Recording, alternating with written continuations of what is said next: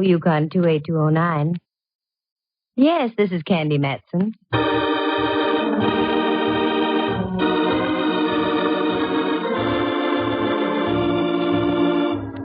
The National Broadcasting Company presents Candy Matson, Y2-8209.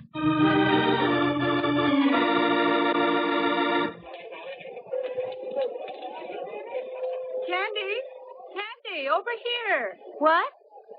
Why, Myra Fisher. What are you doing here in a department store with your work clothes on? I work here, dear. I'm a wage slave. Well, I must say on you it looks good. What do you slave at? I'm head of advertising and promotion. Well, quite a spot, hey, girl? Well, it was until this morning. Oh? Now my neck is in the fire. What'd you do? Forget to proofread one of your ads? Nothing so trivial, dear, believe me. But am I glad to have bumped into you? Maybe you'll change your mind when I tell you I've been shoplifting. No, I'm serious, Candy. Could you spare a moment and come on up to my office? Why, sure. And wipe that frown from off your brow. It's wrinkling your makeup. Well, yours would wrinkle, too, if you had a missing Santa Claus helper on your hand. Well, now, there's a situation. And it almost broke Candy Matson's heart when someone told her there was no Santa Claus's helper, one Jack Frost. Listen, here she is now to tell you about it. That's right, what the man said. I ran into a deal where we had a missing Santa Claus helper, Jack Frost. The gent with the icicles was supposed to talk to the tiny tots at the Brownstone, one of San Francisco's larger and classier department stores. I'd gone down there that afternoon shopping. I wanted a bow tie for my old pal, Inspector Ray Mallard of the San Francisco Police Department. A bow tie that lit up and spelled Cossack when you pressed the button on the battery. That was when I bumped into this gal, Myra Fisher. We went up to her office on the 6th floor, and she sat me down. Cigaretted me, too. You think I'm fooling about this Jack Frost thing, don't you, Candy? Well, now, look, dear, we all have our little peccadillos. Yours just merely happens to be a missing Jack Frost. You'll get over it. I refrain from hurling this ashtray at you, Candy, only because of our long acquaintance. Good. Now listen to me. We've had a Santa Claus helper here for almost a month, and a darn good one. The kids were crazy about him. This morning, he didn't show. You don't suppose Jackie boy got in the mood and caught the Christmas spirit, do you? The kind that comes in pints? No, he wasn't that sort of Joe. Well, your answer's simple. Hire a new one. They're hired through an agency. I called the one we do business with, and they're fresh out of Jack Frost. And I've got to get one, Candy. Otherwise, I come down 10 notches in the opinion of the brass. I don't want you to think I'm unsympathetic, Myra, but what can I do? Would you get around? You know people. Find me somebody. Anybody who'll take over the job of being Jack Frost. Well, okay. I'll do the best I can, Myra. Candy, you're a dear. Yeah, one of Santa's dears. Okay, I'll try and find you a Jack Frost, Myra, but don't hold it against me if he turns out to look more like Humpty Dumpty.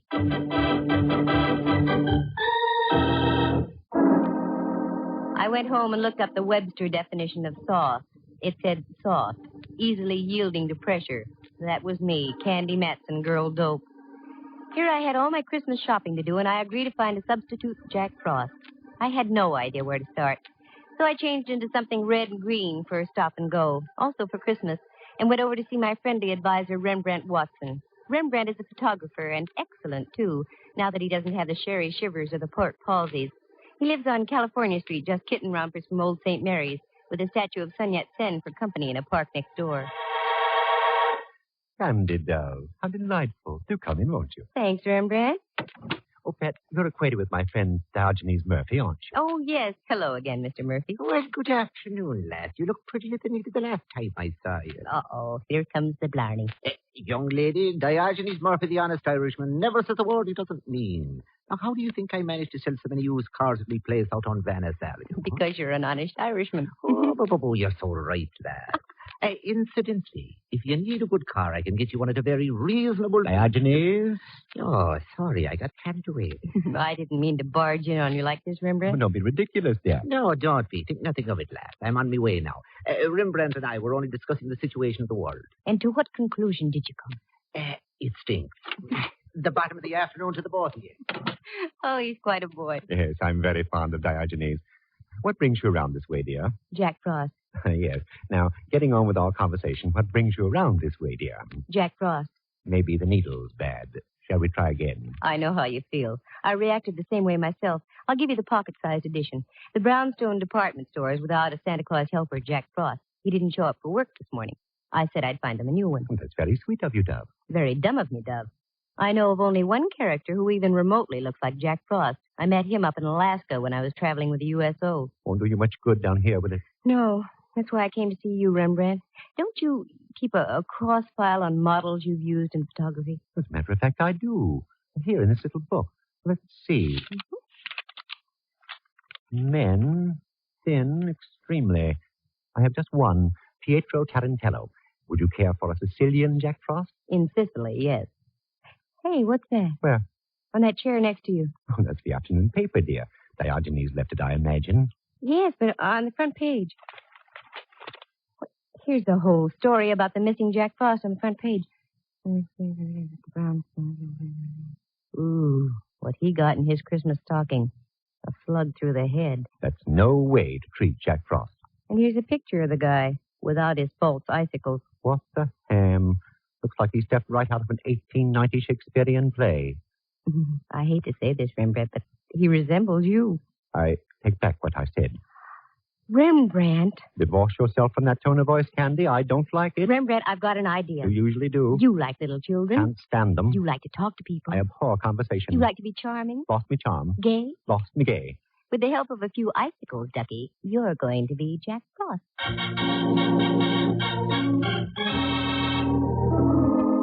Rembrandt fought, he argued, he paced the floor, he had the vapors, he fainted. I brought him to. I won the argument. I got my friend Myra Fisher on the phone and informed her that one R. Watson would assume the role of Jolly Jack Frost on the morrow. She was delighted.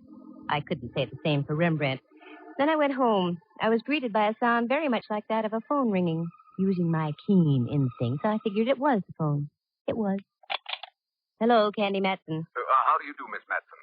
Allow me to introduce myself. Allowed. My name is Burke, Prentice Burke. I'm the first assistant vice president of the Brownstone. Brownstone. Oh, yes, that's a store of some kind, isn't it? Yes. Now, the reason for my call. There has been, shall I say, a rather unfortunate occurrence in our store today. So I read. I need the help of a professional sleuth.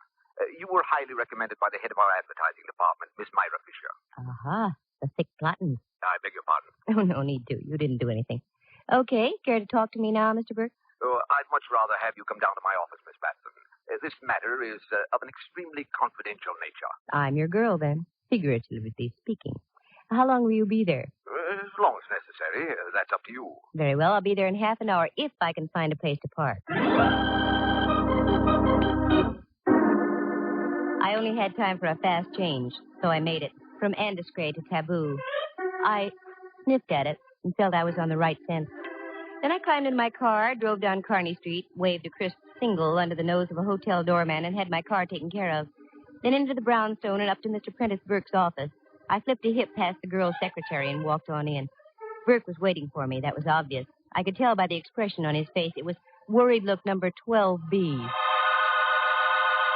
How do you do, Mr. Burke? I'm Candy Matson. Sit down, won't you? Thank you. Now, our subject is what? A man named Jordan. That's on another network. I beg your pardon? Oh, that's all right. Now about this Jordan. Yes, Ralph Jordan, to be exact. Well, that's a relief. For a moment, I thought you wanted to talk about Jack Frost. That's just it. He was Jack Frost. Oh, me and my big mouth. He was working here up until yesterday afternoon. Maybe you read about it. He was found shot today. Yes, I read about it. That's the reason I've called you. Why didn't you have your own store detective take over, Mr. Burke? No. That would never do.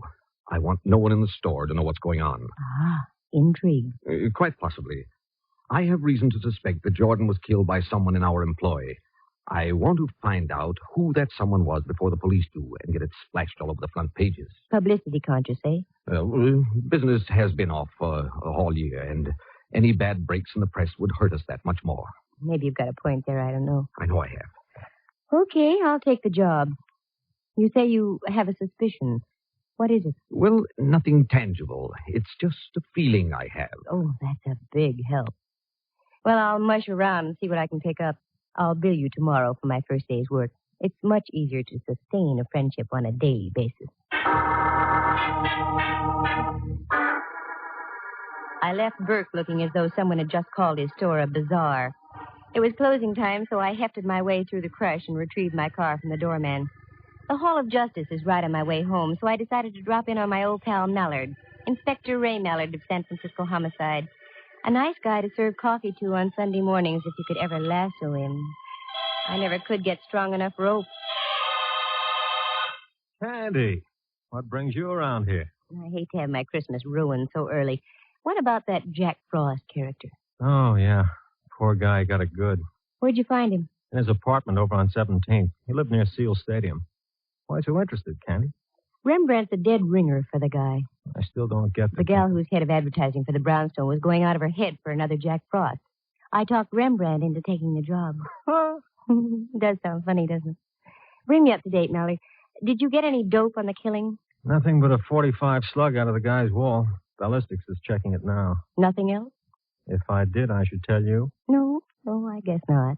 This goes beyond just a normal curiosity, Candy. What are you drilling for? Oh, it's only that I'm worried about Rembrandt. I got him the job. I'm responsible. I wouldn't want anything to happen to him. Ask a silly question, Mallard, and you get a silly answer. Okay, let's forget it. How's about dinner tonight? I've fought this thing long enough. Okay. Candy. Yes, Mallard. We've known each other a good long time, haven't we? That's right. Ever since the fair on Treasure Island. We've had our little quarrels, little misunderstandings. Oh, but they never seem to last long, though, do they? No. That's why I feel I have every right to ask you a question. Why, yes, I'd say you do, Mallard. Maybe I'll ask you tonight. No, go ahead. Now's as good a time as any. Perhaps it is, Candy. You get around a lot. You meet people. Do you know where I can get a couple of tickets to the Rose Bowl game?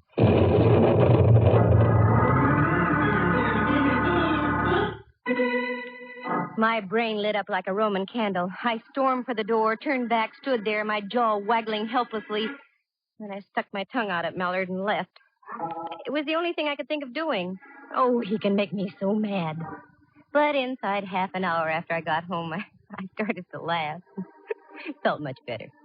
Just as I was puttering around getting ready, the apartment buzzer buzzed. That Mallard, much too early. But I was wrong. It wasn't Mallard. Well, Myra, what a surprise. Do come in, won't you? No, thanks, Candy. A friend of mine's waiting in his car outside. He's driving me home. Oh, I'm sorry. You can't stay for a moment? So, my dear, I just dropped by to leave this. Merely a little token of thanks for getting me off the hook. Oh, Myra, there wasn't any need to do that. Just a few pair of old stockings, dear. Getting me my new Jack Frost means more than you know. Here, please take them, along with my very deepest thanks. Oh, thanks so much. A girl can always use them. Are you all set with my friend, Mr. Watson? Oh, yes. He came in this afternoon and filled out his withholding tax and so on. Very nice. I think you'll find him very efficient, Myra. Oh, what's the matter? Pardon me. I didn't mean to frighten you. Oh, Mallard. Silly of me. I must have jumped a foot. Oh, that's all right. He frightens me, too. Myra, I'd like to have you meet Inspector Mallard. Inspector, Miss Fisher. How do you do? Oh, fine, thank you, now that I've caught my breath. Do forgive me, Candy, but I must rush. See you soon, I hope. Tomorrow, Myra, I'll be down to see how my lad's doing as Jack Frost. Thanks for the stockings. Well, aren't you going to invite me in? No, I'm not. Here's my coat right here. What's our hurry? Come on, let's go. I'm starved. I thought we could have a cocktail here before we left. You thought wrong. 2 tickets to the Rose Bowl. From now on, you earn your cocktails, Mallard.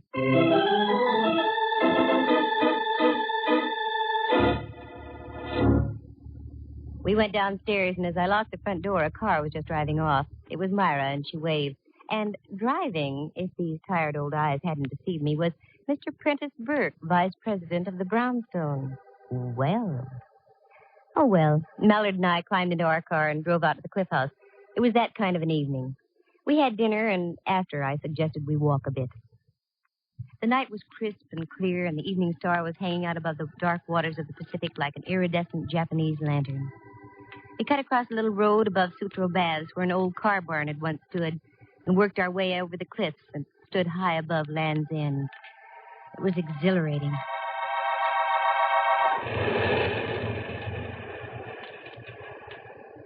Penny for your thoughts, Candy. Inflation is still here. All right. Make it 2 pennies. Well, I was just thinking, Mallard, dear, when you see a star in the sky, soft water below, feel Christmas in the air, how can there be violence in the world? An age-old question, pal. One I can't answer. I'm too small. Hey, you're cold. I'd better put my arm around you. Mallard, no. What's the matter? The headlights from that automobile are shining right down on us, and we... Mallard, Sandy, what's wrong? got your flashlight with you? Sure. Also my gun and my handcuffs. Anything else we need? A mortar, maybe? The lights from that car. They shone on something. Down there, under that tree. Oh, Candy, just for once, can't you stop digging up a mystery? Be human? I am being human. Come on, Mallard. I want to see what's under that tree.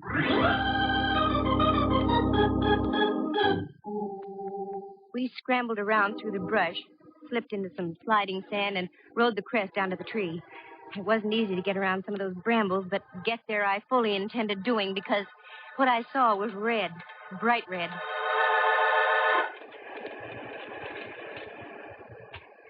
You okay, Candy? Nothing that a new pair of nylons won't fix. Shoot the flashlight over this way a bit, Mallard. There.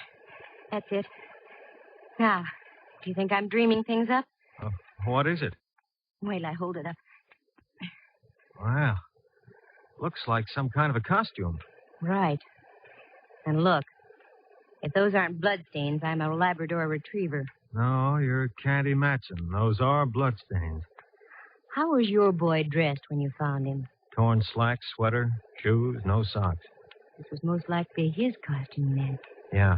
Don't move around too much, Candy. I want to have a good look at the ground. Hey, what are you doing down there? Who's that? The police. Now get up here and don't try any tricks. That's all right, officer. This is Inspector Mallard. Homicide. Oh, sorry, Inspector. That's all right. Stay right where you are. We'll be right up. Oh, this is a break, Candy. I want you to drive me to a phone. I'll leave the officer here to guard the place. You can go home. I've got work to do here, okay? Yeah, sure. For once we had dinner before you had a chance to break the date.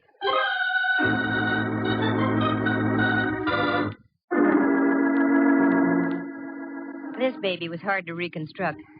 Was the guy knocked off out there at Land's End, or was he bumped off at his apartment? The killer driving way out to the beach and hiding the costume. Only time would tell. I went home, climbed into bed, and logged about 8 hours, enough to give me fuel for the next day. In the morning, I went down to the brownstone. The shoppers were already swarming through the place. I spotted a floor walker and strolled over to him.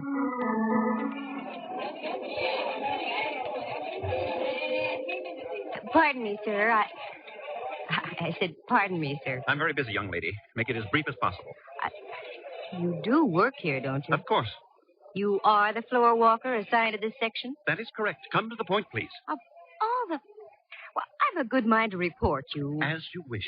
As I said, I'm very busy. Now, what is it you wanted to know?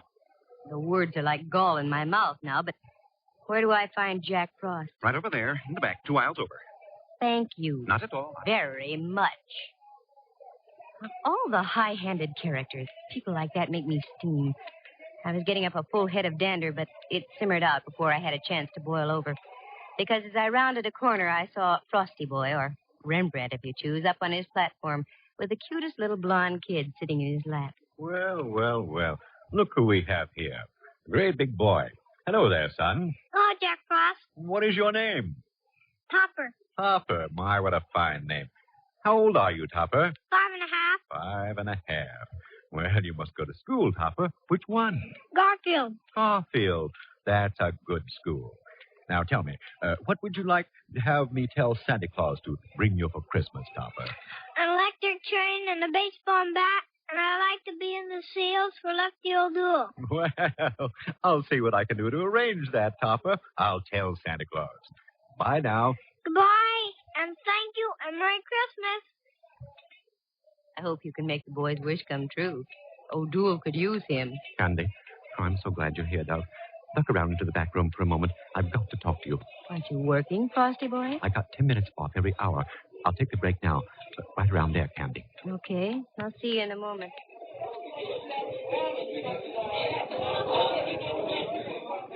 What's the matter, Rembrandt? Even under those icicles, you look warm under the collar. Here, look at this. Every now and then, one of these moppets toddles up to me with a Christmas letter in its hand. A little red-headed girl handed me this about half an hour ago. I've been shaking ever since. Let me see. Dear Jack Frost, a word to the wise is sufficient. When you take your lunch hour, keep on going. Don't come back. Otherwise, you'll meet the same fate as your predecessor. Just about what I expected. Candy, you mean to say that you're deliberately using me as a sacrificial lamb? By no means, Ducky. Go ahead, take your lunch. Then do as the note says. Keep on going. As a matter of fact, why don't you take off now? I'll meet you at your place in about an hour. That's the best news I've heard since Nelson's victory at Trafalgar.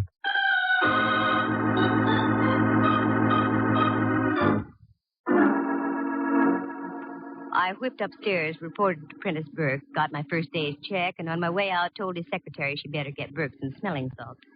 Then I went back down on the floor again.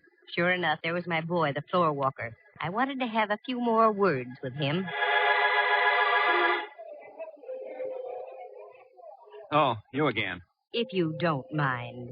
I was just up to see Miss Myra Fisher. She wasn't in. Have you seen her down here? No, and what's more, I won't see her all day. She phoned saying she was feeling ill. Most inconsiderate, I must say, during the holiday rush. Yes, I must. Could you give me her address? She's a friend of mine. I've got to see her. Her address? Why, yes. I write it down here on one of my cards for you. Myra Fisher, 227F, Union Street. There. Thank you. You're so kind.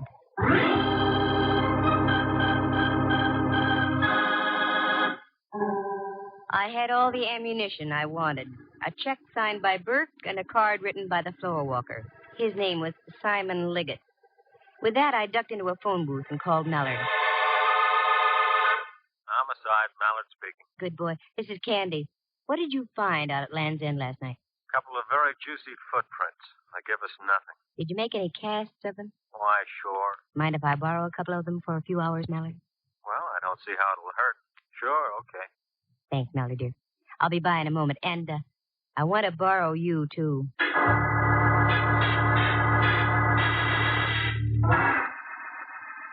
I stopped by the Hall of Justice, got the cast of the footprints, shoved Mallard into the car, and then picked up Rembrandt. The thing was only a hunch, but my hunches have paid off, so I never ignore them. First, we went out to an address on 5th Avenue near Clement. We got in the back door and went to work. Nothing made sense there. So we drove over to Reseda Way in the marina. Again, we got in and did some sleuthing. This time, we hit the jackpot. A pair of shoes in the closet matched the casts we had brought with us. Rembrandt, go out in the kitchen and see if this place has any ketchup. I'm not hungry, Dub, but I'll look. What are you up to, Candy? We've got enough to swing a case here. I'm working for a voluntary confession, Mallard. Tell me, what was the position that the Jack Frost was in when you found him dead? In a chair, like that one. His head slumped down on his chest. Good. Here's the concept, Dove. When are you putting it on? You. What? Without the bun or relish, Ducky. Sit down there, will you, Rembrandt? Now, just go limp and let your head hang down. That's it. Now for a little seasoning. Oh, Candy, you're smearing me with this sticky stuff. Oh, no, for the sake of art. Hold still. There. How does he look, Mallard? Why, Candy, it looks like the same guy, the real thing. Good. Now, Rembrandt, you just sit like that. Don't move. Mallard, you duck into that closet over there, and I'll hide in here. We've got a good view of the front door from both places, okay? Okay. There are times, Candy, when I admit I admire your genius. Genius, schmenius. Come on, let's hide.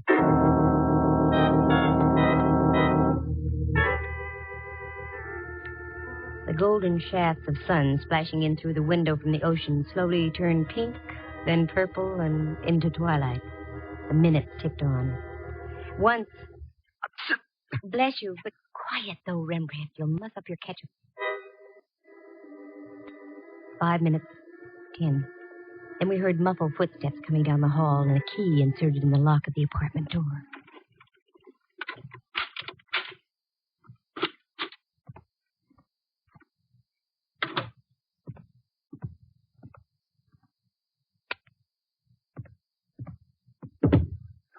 No. Oh, no. It can't be. The old fool I killed. No. Okay, buddy, that'll be about enough. Oh, no. You... Get him, Mallard. He's ducking. I'll get him. Nice tackle, Mallard. All right, Mac. You're going to remain peaceful, or do I have to give you a little tap? No. I'll be quiet. You got me. I did it. I did it to both of them. I killed them. I killed them. I killed both of them. Both of them? Yeah. Look behind the sofa. The sofa. The girl. Jack Frost. The sofa. The sofa. Right behind the sofa. Wait a minute, Mallard. I had to do it. I couldn't. Oh. But they were going to do it. Oh, Mallard. More trouble, Candy? I killed both of them. I'm glad I Yes. did. An old friend of mine. That job was The mine. late Myra Fisher.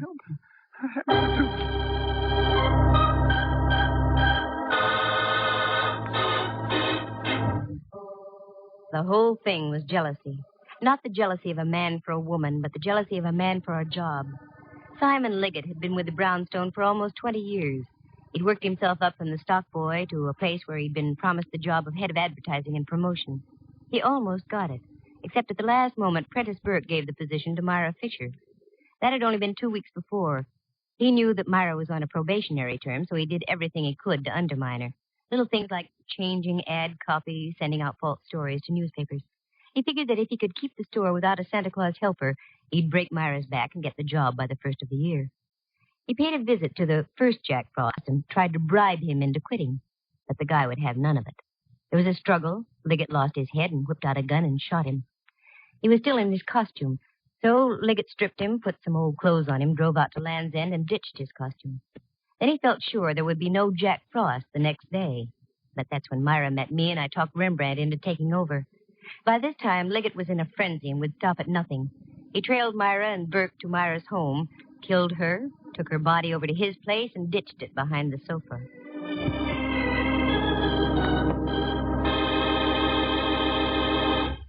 The next morning, he wrote a note to Rembrandt and gave it to one of the little girls waiting in line to see him. Fear and envy were taking their toll on the poor guy's mind. I wanted to compare the handwriting, so I had Burke write me a check and Liggett write Myra's address on a card.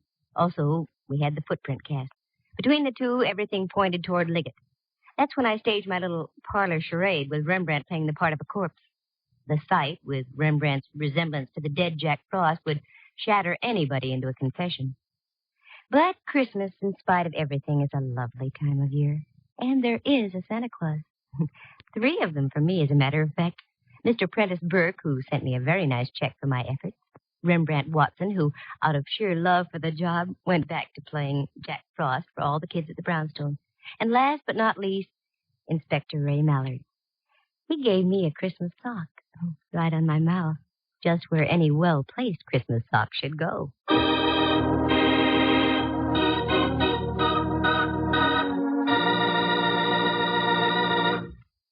Listen again next week at this same time. For excitement and adventure, just dial Candy Matson, and a Merry Christmas to you all. Yukon 28209.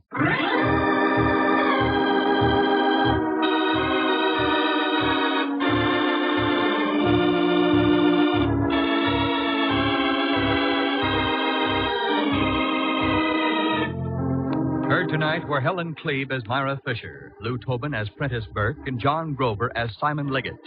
Jack Thomas plays the role of Rembrandt Watson, and Henry Leff is heard as Inspector Mallard. The program stars Natalie Masters as Candy and is written and produced by Monty Masters. Sound effects were created by Bill Brownell and Jay Rendon. Eloise Rowan is heard at the organ. The characters in tonight's story are entirely fictitious, with the exception of the part of Topper, which was played by himself. Any resemblance to actual people is purely coincidental. The program came to you from San Francisco. Dudley Manlove speaking.